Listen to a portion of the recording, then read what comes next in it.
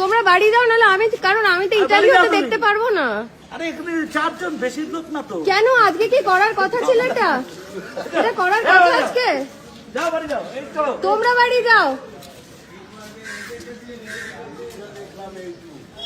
কেন খুলেছো চায়ের দোকান? কেন খুলেছো চায়ের দোকান? কেন খুলেছো? আজকে খুলতে বলা হয়েছে? কারফিউ কেন রাখা হয়েছে আজকে? পিকনিক করার জন্য? দেশে লোক মরছে, 13,000 লোক মরেছে, আমরা এখানে দাঁড়িয়ে চা খাচ্ছি। বুঝতে পারছেন কি হতে চলেছে?